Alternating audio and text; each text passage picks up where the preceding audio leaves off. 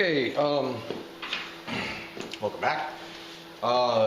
This is a carburetor for a 2009 Ninja 250. This is a K&N pod filter 0990, pretty easy to find, easy to buy. I'm going to leave that on. What I need to do right now is I need to change the needle height inside the suction valves. I'm not sure exactly what these are called. I'm not an expert, so however, I did figure this out. So this video is about getting into this part of the carbs. You don't need to drain the carbs. You can, but you don't need to. We're only working with this part. As long as you don't tip it over, you shouldn't have any fuel come out. So all you'll need is this Phillips head screwdriver. Be careful because this is not a normal Phillips head screwdriver. This is a JIS bit, and it has a narrower pitch. If you use a normal Phillips head, you're probably going to strip the bolt because the pitch is too sharp. So anyhow, let's take it apart. That's right. Probably a couple things you want to do first is let's take these hoses off.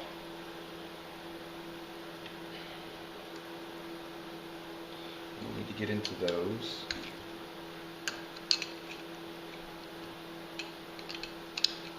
I usually do this car first. It's the more difficult one because all the hose stuff, and then this one's super quick, easy.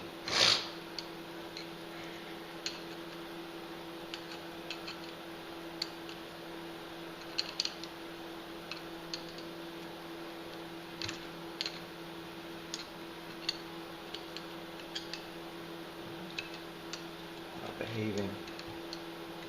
There. Let's get all these guys out. There we go. Okay. So this will luckily come off pretty easy. Okay. One key thing is these screws right here. You need to remember which ones go which. They are different types of screws. They're similar but different. So what I try to do is I try to lay them out on a clean napkin or something in the orientation that they were in. So this.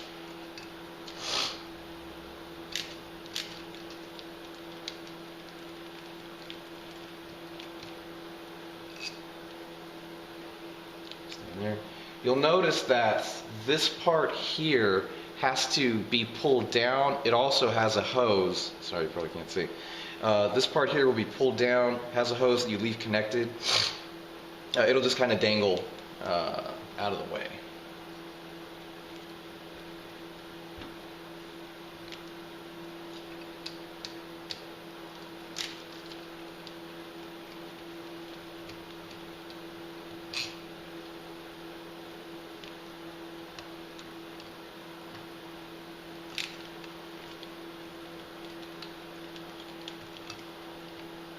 This piece will also have this attached choke cable bracket. Just go ahead and leave that together. And remember, we're going to do one carb at a time.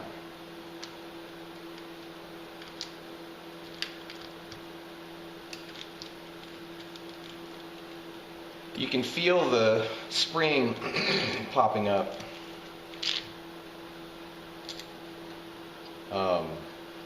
So just be careful. You don't want to bend anything, and just let it pull that off. Place this upside down. Don't turn it up. You don't want any dust or debris or anything like that getting on there. I have a Factory Pro jet kit. I've already got the needles installed from the jet kit in it. I took the stock needles out, and I'll show you the difference.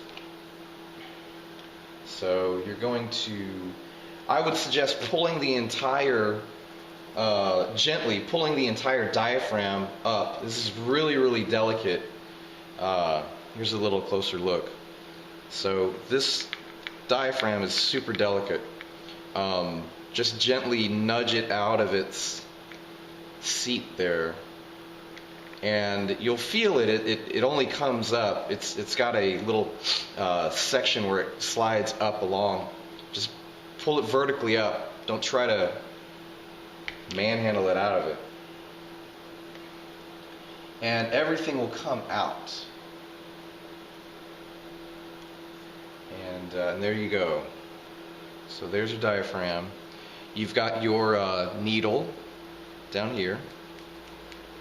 And there's your spring. So I'm going to pull the spring out. And it has a little needle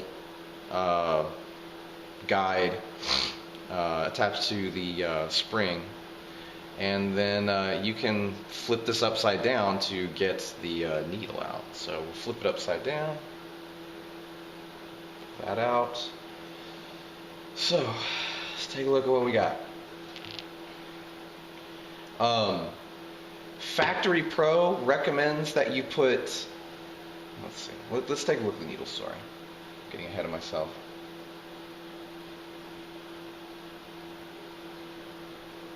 Trying to get these washers out of the way. So there's your Factory Pro needle. Let's see if we can see that. Normally the Factory Pro needle is just a straight needle. Right here you see there's a clip that comes with it. I know that's not incredibly clear, but there's a clip that's adjustable along these positions. I have it set to the second position, and then after watching other videos and looking at other bulletin boards, I found that the third clip position was probably the most popular after everybody had tuned their bikes. So I'm going to go ahead and set it to the third clip position. The factory needle looks like this. It does not have a clip on it. It has a head on it right there. And there's a slight length difference between this needle and the Factory Pro run. And obviously the taper is different as well, which is why you have a different needle. So anyhow, stock and Factory Pro. So to adjust the needle height, I need to pull the clip off, and the Factory Pro kit comes with several clips and lots of little tiny washers. These are the washers. They are super tiny. They are 0.025 millimeters, 0.025 inches thick, which comes out to 0.5 millimeters. So it's recommended by Factory Pro that you place three of the shims, washers, whatever they call them, on top of the clip, so that you reduce needle bounce. Anyhow, if you can see well enough, they're kind of buried in there. These are the ones that Factory Pro, there you go. You can kind of see there's a few of those washers in there. I need to, I think there's one of them in there. I need to make sure how many I have. I'm probably going to have to take this out. Yeah. So this easily comes out, and then maybe fish out that, well, let's see. I had 3 up and 3 down, so I know that's one washer in there.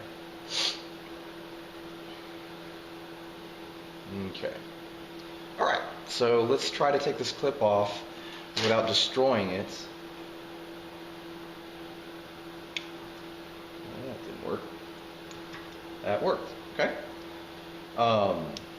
So now I need to move it down to the third position, and here's what it looks like again. I know, sorry to bore you guys, but just want to make sure that you see they have those little indentions right there. Anyway, probably taking more time than you really need. So it has 5 positions, 1, 2, 3, 4, 5. So I'm going to go 1, 2, 3 right there. Hopefully I can get it on. My method for putting it on, because this is not easy to put on, is, there it goes. Oh, that was actually, there it goes. Okay, cool. Oh, that went on pretty well.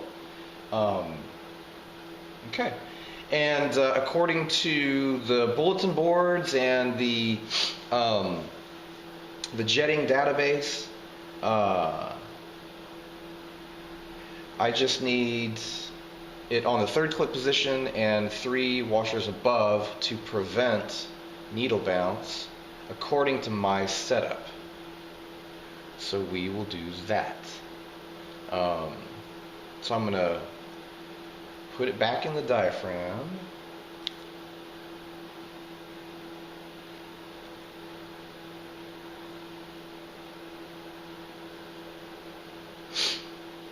And so I put two washers on top. I have one inside, so I'm just going to gently place that back in there and make sure it's seated properly. You're probably going to need a little flashlight to take a look in there.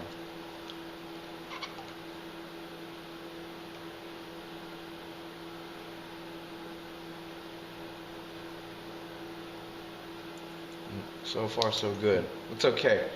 So now I'm just going to place it back in, and again, just be careful of how you get it in.